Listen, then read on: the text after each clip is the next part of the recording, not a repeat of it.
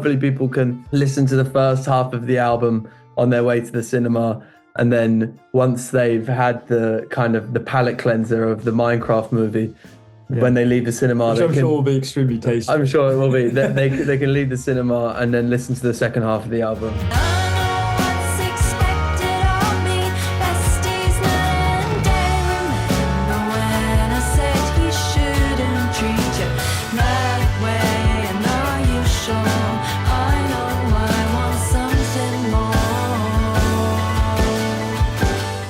The Minecraft. I'm just trying to think how I would rephrase that question. It's a real honor to share a release day with the Minecraft movie. I've never seen Minecraft, the game. I've seen Minecraft, the game, but it didn't have Jack Black in it at the time, so that's a real upgrade in my book. Yeah. Hopefully people can listen to the first half of the album on their way to the cinema, and then once they've had the kind of the palate cleanser of the Minecraft movie, when they leave the cinema, which I'm sure will be extremely tasty. I'm sure it will be. They can leave the cinema and then listen to the second half of the album.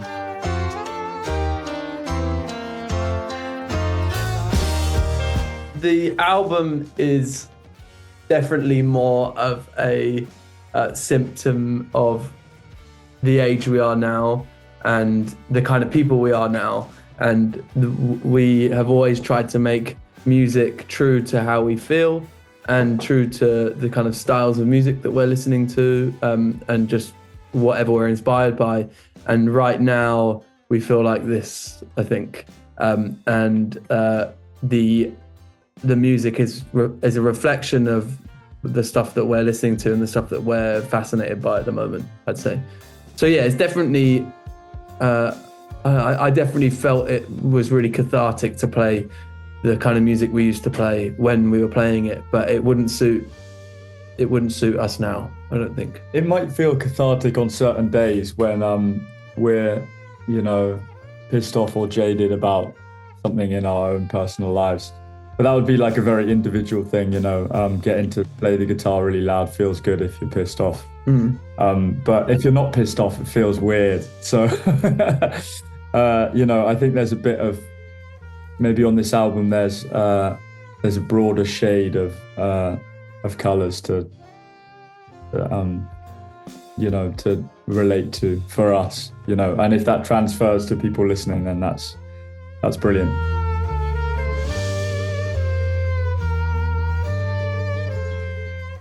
We've in the last couple years, our music taste has, I speak collectively, like obviously there's a lot more intricacy than this, but our music taste has kind of veered a bit more towards the kind of Joanna Newsom types, a bit more towards the folk side of things. I know me and Luke really like Fairport Convention and other such, 60s, late 60s, 70s folk rock outfits, and a lot of the LA singer-songwriters, your Warren Zevons, your Dory Previns, your Janice Ianses, and I would say these artists inspired us a lot, as well as the band as well were really inspiring for us on this record. But I would say that stuff that's seeped in the most into our writing. I'm sure there's more that I can't think of now. It's not your fault, we don't blame you. We blame the world you were born into. A happy day of birth, no matter where on earth your feet have taken you today. Did you hear me say that I love you? I actually think, the song Happy Birthday, Joanna Newsom is definitely an influence. Generally, like, Joanna Newsom might be like my favourite musician ever, but it's interesting because I wouldn't necessarily hear that on this song. Yeah, it's interesting. I'm glad that it comes across, but I wouldn't have picked it out myself. Also, about tripping over a Fender Stratocaster. I played a Fender Telecaster on that song, just if anyone's interested. Oh.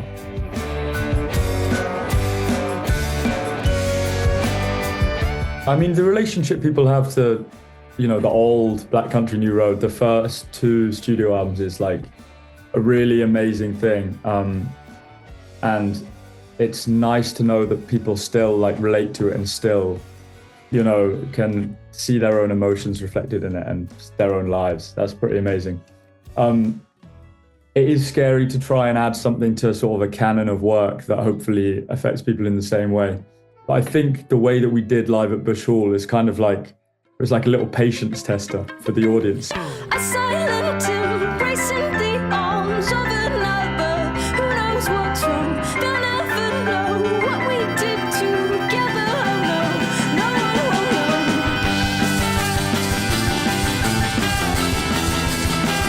no. If you're willing to put up with this, something that we've sort of like half arranged and like kind of just rushed out. And I know maybe some people weren't that, you know, patient with it.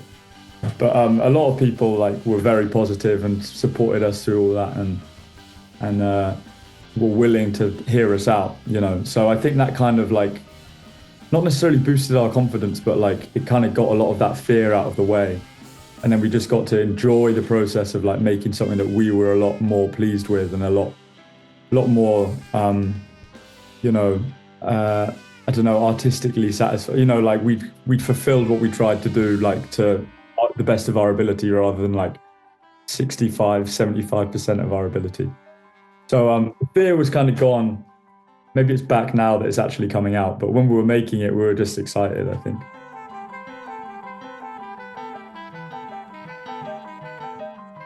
We actually did have enough time to arrange them and write them, and we haven't had that for a while. So that was a really nice thing to be able to do, to have like 6 or 7 months to be going into the rehearsal room every day and being together, writing together, arranging this beautiful music together.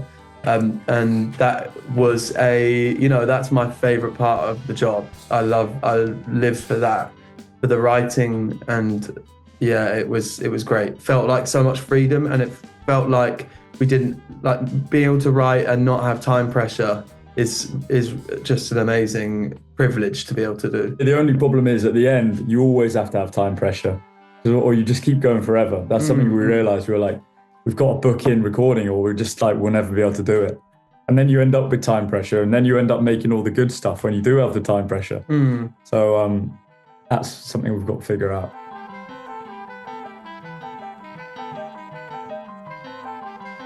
It only came about because I decided I didn't want to sing anymore. I just didn't enjoy it I just didn't enjoy the gigs as much when I was singing.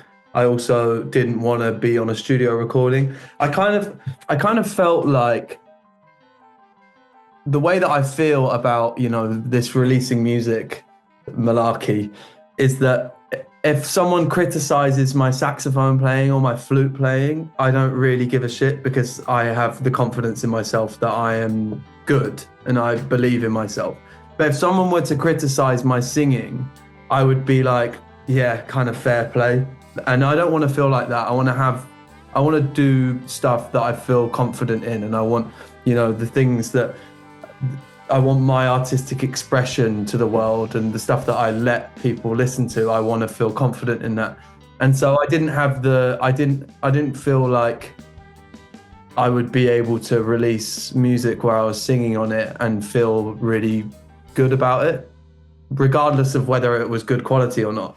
So yeah, I didn't want to do that anymore. And so then it was kind of like, well, now all the girls are going to sing, and that made more sense for a record, and it helped to kind of gel the songs together a bit more. So yeah, it wasn't an intentional thing. It was just because I decided to stop singing. Between the man and the dog. I think the shift to the female perspective isn't necessarily like, we didn't change our approach as a result of that particularly, but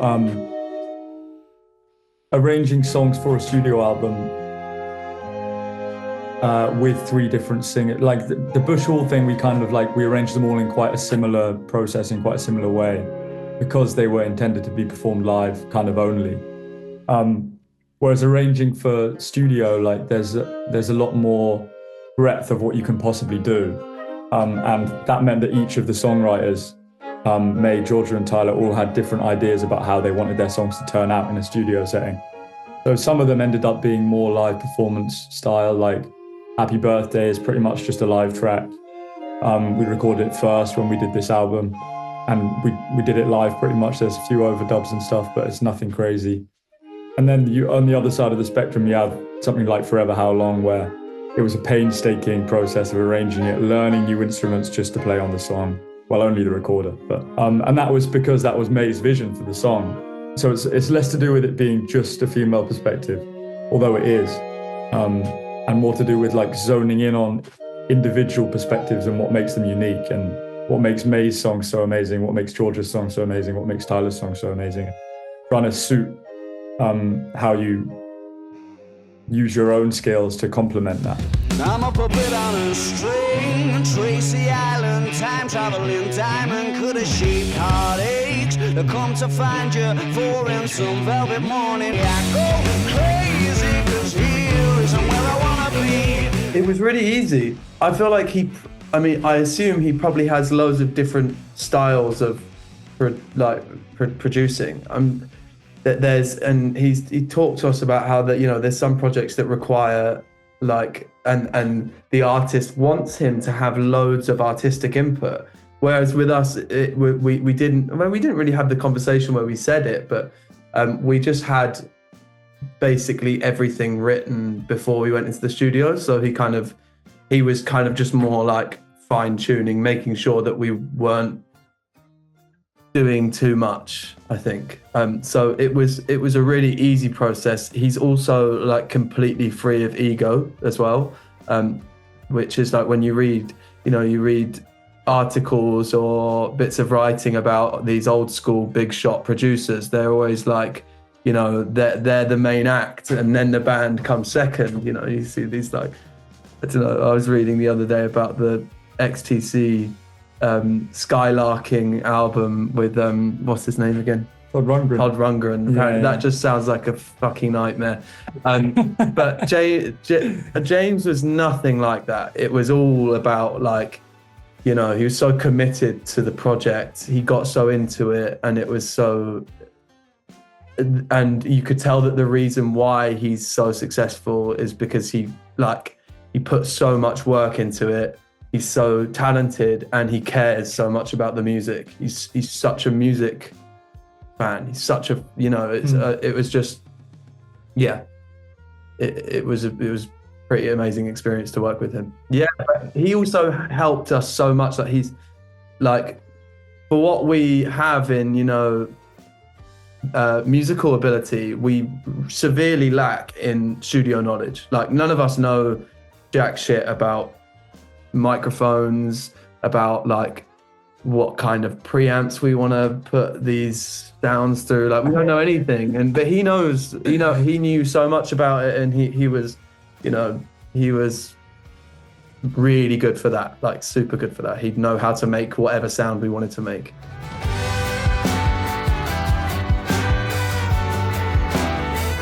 Hopefully with the new album out, we'll play the whole new album, and hopefully we'll try and make it sound louder and more exciting than it is on the record. Hopefully it won't just be like, oh, this is like the album, but it's like, less, they're playing less carefully. It's like less perfect. Hopefully it will be a bit more of a performance than the album, which isn't a performance. So I don't know. We haven't really figured it out yet, but I'm hoping that we can inject a bit of excitement into it, and it will be really fun to watch, singing along, bit of dancing maybe. If we hold down a beat for more than 30 seconds, that would be cool. I really like playing the big spin live. That's really satisfying for me. I also think Happy Birthday is a lot of fun to play live. Just those tunes that groove, we haven't done that often before, and it just feels great. Feels like there's a reason why bands decide to do this for their whole career, you know. Good One feeling. groove. Yeah. I don't know, maybe like one that feels really good when we nail it live is Two Horses. That's really good. Grooving on that. And it feels tight. That feels awesome. And people nod along, which is that's about all we can expect. Maybe a bit of crying, but just like... But like crying while you're going like this.